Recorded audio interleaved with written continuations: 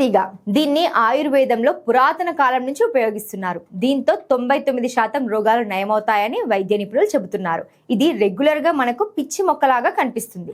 ఎక్కడ పడితే అక్కడ అల్లుకుంటుంది. కానీ దీని ప్రయోజనాలు మాత్రం మనలో ఎవ్వరికీ తెలియదు. ఈ తిప్పతీగతో కషాయం చేసి తాగితే ఎన్నో ఉపయోగాలున్నాయి. 6 ఇంచుల పొడవైన కాండాన్ని తీసుకోవాలి. దాన్ని చిన్న చిన్న ముక్కలుగా కట్ చేసుకోవాలి.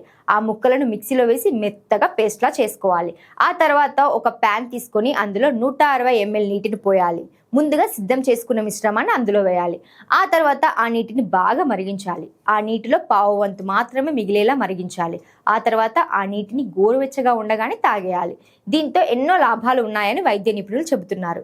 ఇలా తాగడం వల్ల రోగ నిరోధక శక్తి పెరుగుతుంది, ఒత్తిడి తగ్గుతుంది, ఆర్థరైటిస్ నుంచి ఉపశమనం కలుగుతుంది, డయాబెటీస్ కూడా అదుపులో ఉంటుంది, శ్వాస సమస్యలు తగ్గుతాయి, జీర్ణ ప్రక్రియ సులభంగా జరుగుతుంది.